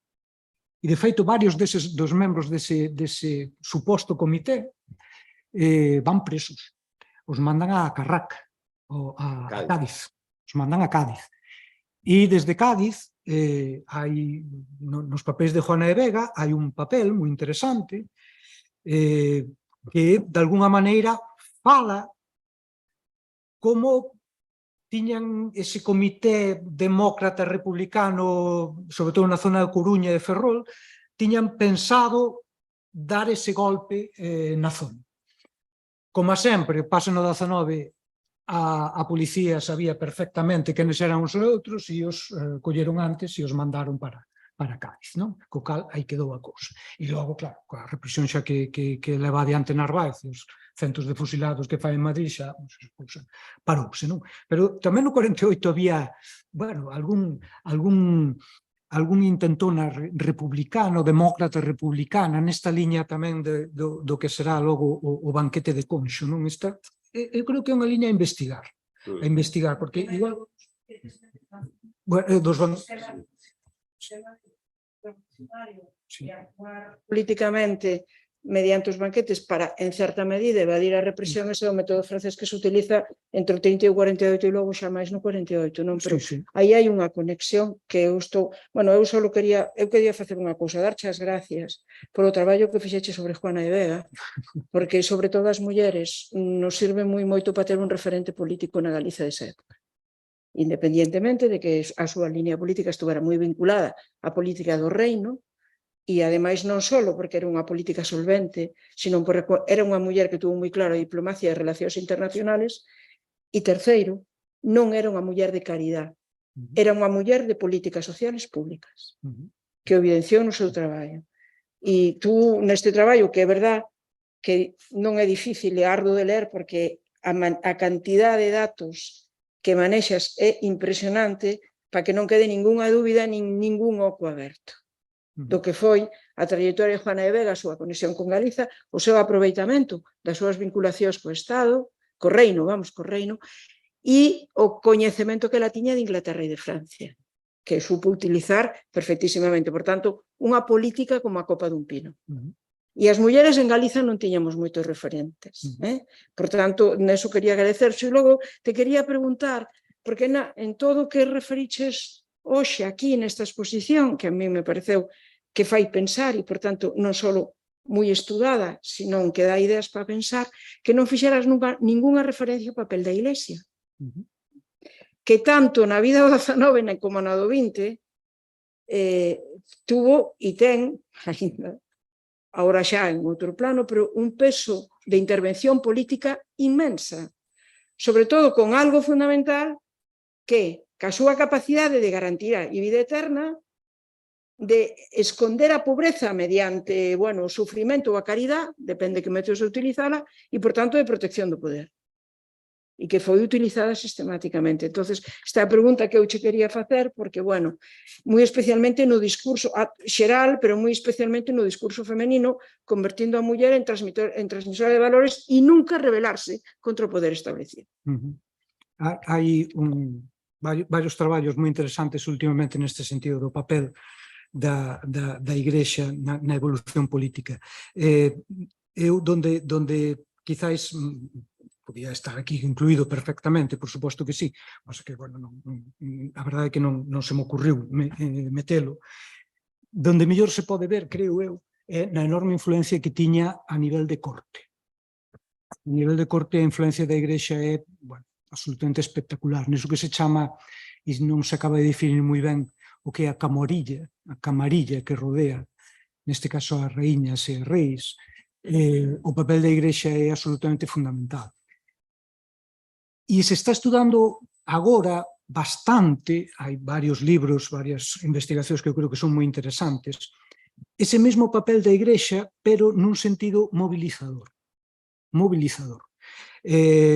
Por exemplo, durante o sexenio democrático, a Igrexa logrou xuntar millóns de sinaturas en contra da liberdade de cultos.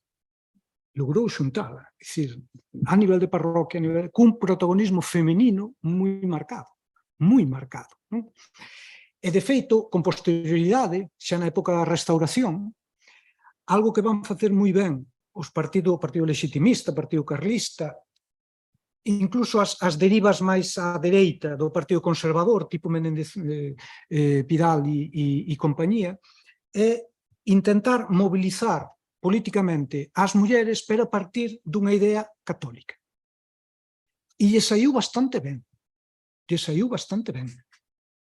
E é un tema que agora está estudándose bastante, que non é fácil de traballar, porque sempre hai esa idea de que, sí, actúan as mulleres, pero é por iniciativa do párroco, é por iniciativa do bispo, é por iniciativa non sei que. Eso en parte é certo, pero están saindo investigacións, sobre todo para a segunda parte da restauración, no que hai unha movilización femenina de base católica que incluso en algún momento se chegou a salir de madre. Chegou a non estar tan controlada, sobre todo polos bispos, polos vicarios, e en algún momento houve que chamar a rebato e chamar a parar. Porque, claro, estamos falando dunha institución onde tú tes a posibilidade de actuar que é a que é. E tes que actuar a partir duns parámetros que están absolutamente marcados. Calquera acción que vai un pouco fora diso é xa vista con ollos, bueno, vámoslo dicir, sospeitosos. E hai algunhas agrupacións, por exemplo, na zona de Cataluña, na zona do País Valencià, en Madrid, de agrupacións de católicas de base, que empezan a cuestionar, por exemplo, na década dos 10, o control que os bispos tiñan sobre a súa actuación. Algo parecido ao que vai facer Juana de Vega, no sentido de que a mí me invitas a formar unha asociación, pero eu despois quero empoderarme. E iso houve que cortalo, porque do contrario, claro, iso non se sabe moi ben onde podía derivar. Iso podía derivar, por exemplo, como pasou en zonas en Alemanha, en mulleres que están, bueno, que forman parte de asociacións que son religiosas, pedindo sufragio. Claro, e iso xa era un paso adiante. E as mesmas algunhas pedían a leixera. Por exemplo. E no Reino Unido, efectivamente. Ese puritanismo, pero ao mesmo tempo, bueno, pues ese tipo de asociacións para os anos 10, por exemplo, para o País Valencià, Madrid, zonas de Cataluña, xa empeza a haber algunha investigación que creo que son moi interesantes, porque indican esa posibilidade de organización feminina a partir de criterios moi marcados, moi definidos, moi férreos polo vicario de turno, polo bispo de turno, pero que dentro do momento en que se chega a eso que os sociólogos chaman a posibilidade da organización, que se supera o marco, a imposibilidade de ter un marco organizacional e efectivamente crean asociacións, esas asociacións empezan a ter vida propia. E iso é algo, por exemplo, que Juana de Vega foi realmente o que fixo, non? Realmente o que fixo hasta chegar a enfrontarse abertamente cos poderes públicos, co gobernador ou co alcalde de turno, non? Efectivamente, aquí nesta análise podría estar perfectamente incluída a Igrexa Católica, bueno, a influencia política da Igrexa Católica, bueno, non está, pero, dende logo, tampouco creo que a Igrexa Católica o espallamento das ideas democráticas teña absolutamente nada que deberlle, polo menos no século XIX, que é onde eu, bueno, máis ou menos podo controlar o tema.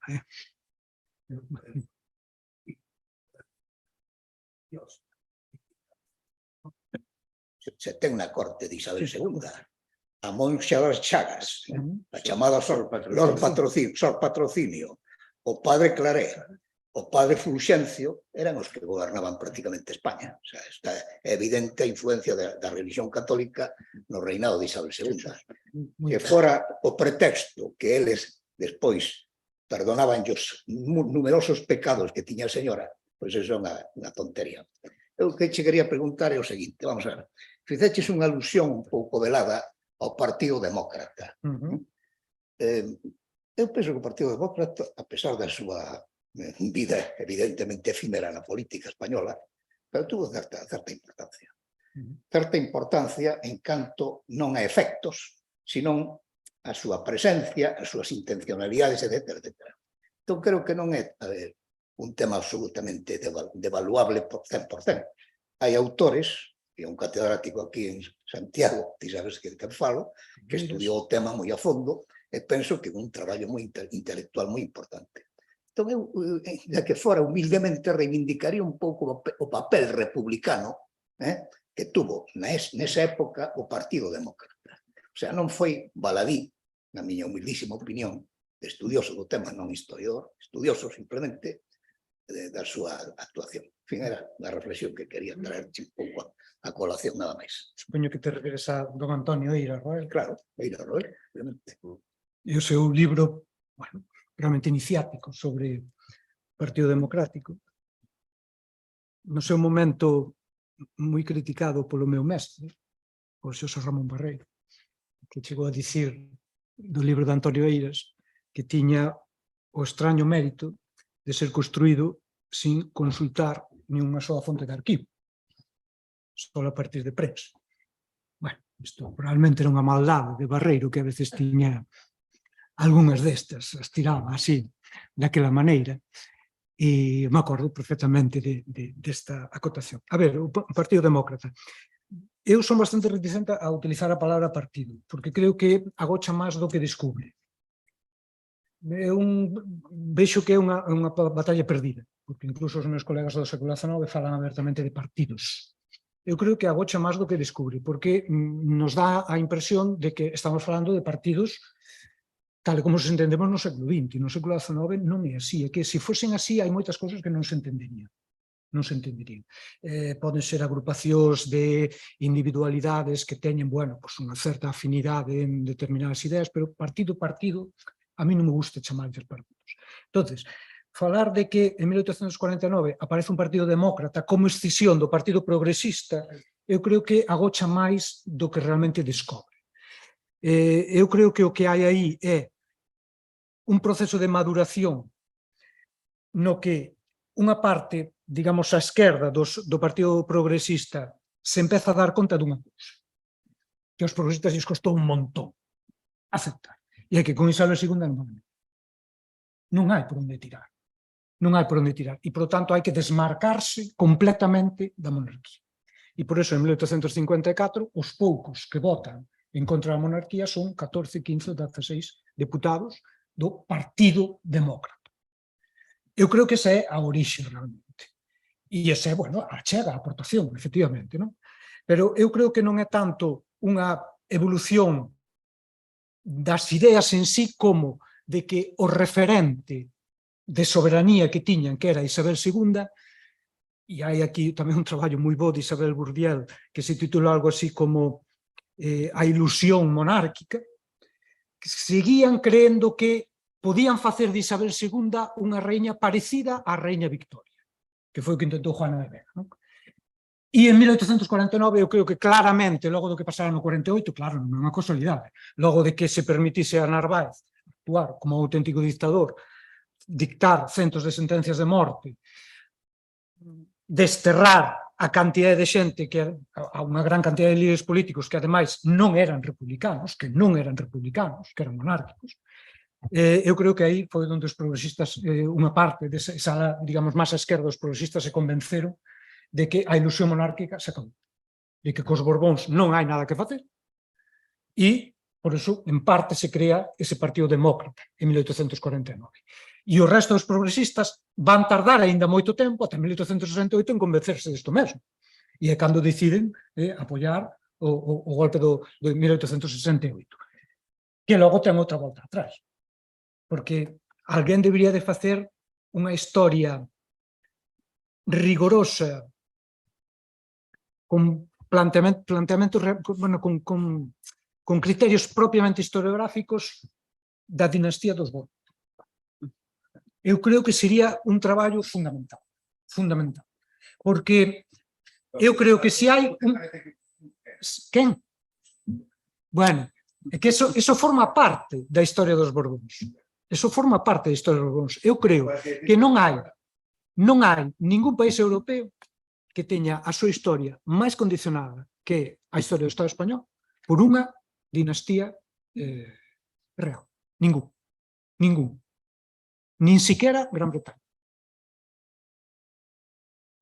E eu creo que eso sería un traballo, pasa que sería un traballo moi arduo, un traballo poderoso. Que, claro, hai que empezar polas orixes. É un traballo, pero sería un traballo, eu creo que sería un traballo tremendamente interesante. E acabando onde é que haxa que acabar. Pero eu creo que sería tremendamente interesante. Moito máis aló destes libros que se fan sobre Juan Carlos, íntimo e non sei que, son pamemadas, está moi ben, vale, e a xente se vende e estas cousas, non, pero desde un punto de vista historiográfico, eu creo que hai moi poucas dinastías e coa continuidade que ten, incluído, por suposto, a etapa franquista, por suposto, a ver, a min cando me presentan unha historia da monarquía española que omite a etapa franquista, o primeiro que dices, lo siento, non me sirve. Vamos, é que non me sirve. Non me podes dicir que isto empeza en 1976. Non me podes dicir isto. Se me dices isto xa me estás enganando de partida, non? Pois esa historia a partir de criterios historiográficos eu creo que sería interesantísima, porque o impacto que tivo e ten esa dinastía no decorrer político da España do século XVIII, do século XIX, do século XX e do século XXI dá para moito traballo. Para moito traballo. Sempre poñen borbónico, en cambio, fora de Cataluña non falamos nunca de borbónico. Dá para moito, non? É que non houve outra. É que non houve outra. Mira, cando faledes, poñede os micros. Moi ben. Pois, se vos parece, eu creo que, non sei, se tedes así algunha intervención máis, son as 8:20, pois adiante.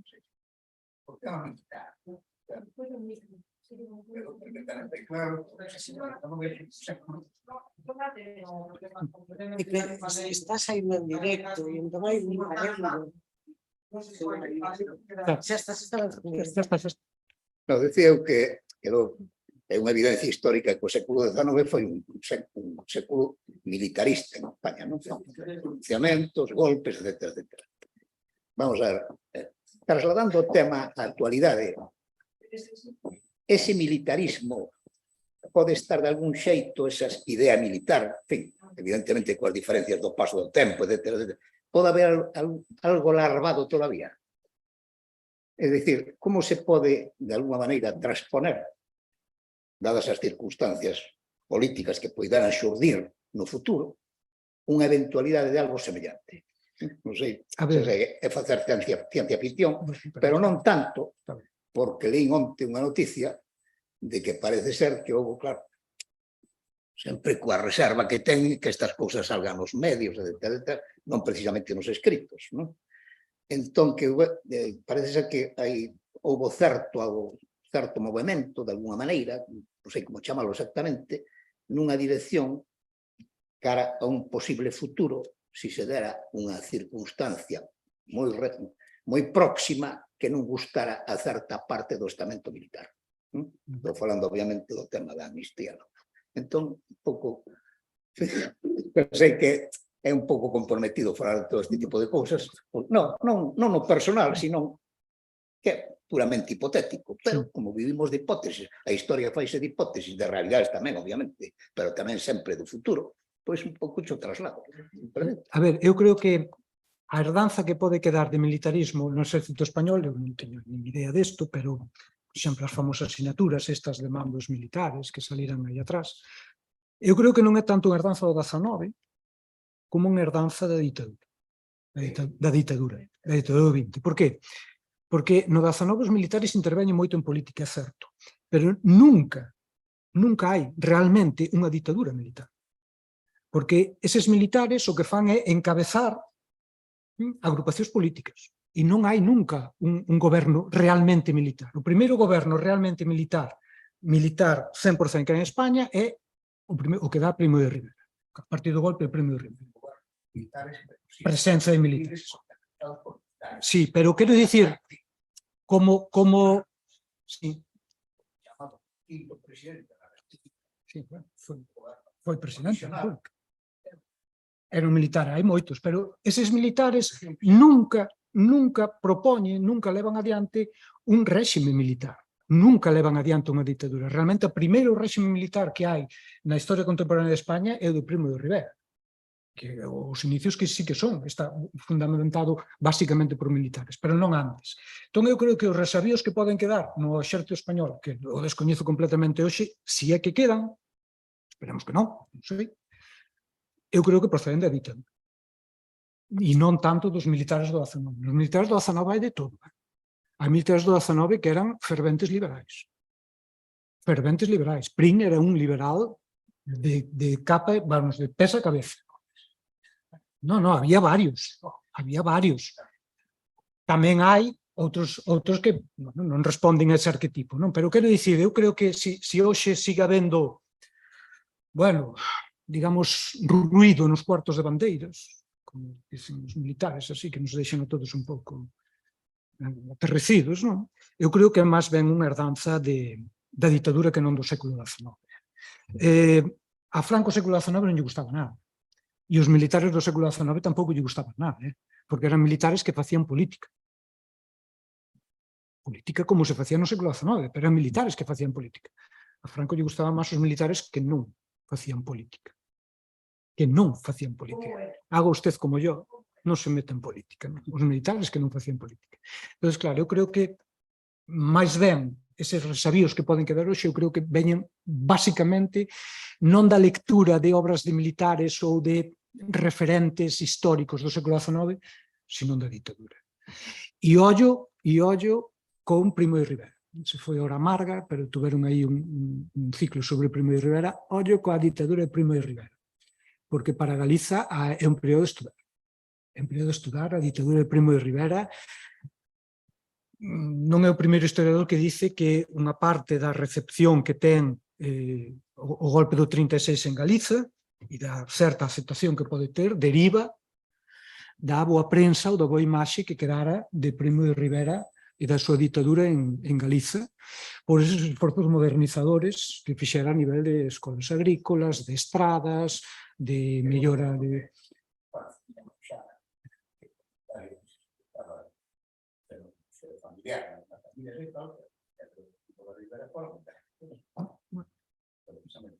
Por este tipo de cousas, non? Sí, sí. Sí, pero é outro destes períodos que eu creo que pagaría moita pena isto. Pois moi ben. Moitas grazas. Sí, bueno. Sí, non sei, primeiro que nada agradecer o discurso do doutor Xosé Ramón Veiga, verdadeiramente que me moveume moito a fibra, porque eu veño da emigración, vivín toda a vida fora, nacín fora, estou nunha fase de retorno, o retorno galego, collín algunhas verbas do discurso, como manipulación electoral, intercambio de favores, fraude, praxe negociadora, o terreo de xogo estaba embarrado. Esos termos gustaronme moito porque justamente eu estou en Galiza porque o noso terreo de xogo en Venezuela está todavía embarrado. As consecuencias, pois, estánse a ver ca presencia de nós nesta realidade galega. Estas son experiencias vividas. A única elección que pudo ser un pouco lexítima foi a primeira elección de Hugo Chávez. Eu nunca votei por él, xa me din conta quen podía ser o suxeito, pero esas experiencias vividas levan a pensar e a repensar que a mí non me gusta nada que España e que Galicia poidan sufrir as consecuencias de toda esta manipulación. Agardo que, por exemplo, o tema da papeleta, do voto manual, é unha cousa que me chamou moito a atención aquí e que nos fixo alá totalmente un completo destrozo de manipulación de todas as eleccións. Agora estamos moi próximos a algo que non sabemos que pode facer, que pode pasar, pero a mí pareceme que este é un diálogo aberto sobre todo isto que está sucedendo en la que non somos partícipes, como galegos, como emigrados e como retornados. E, bueno, eso é un pouco abrir esa reflexión. Moitas grazas. Grazas. A Alicia Tascón. Sí, a Alicia Tascón é outra cousa que fixo, unha manipulación. Un diputado chavista puido demostrar quen había votado por Chávez e quen non.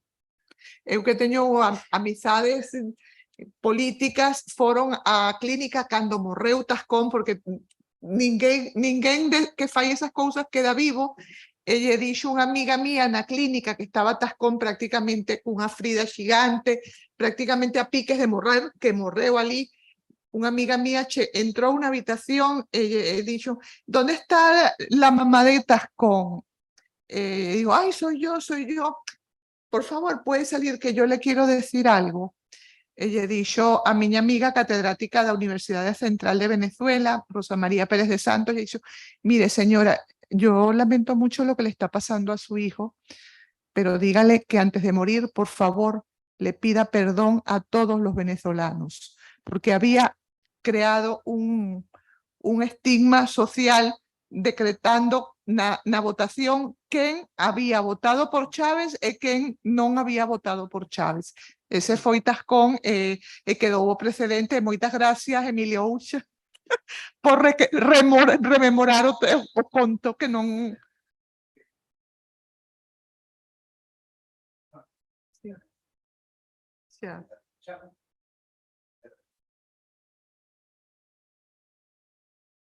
Sí.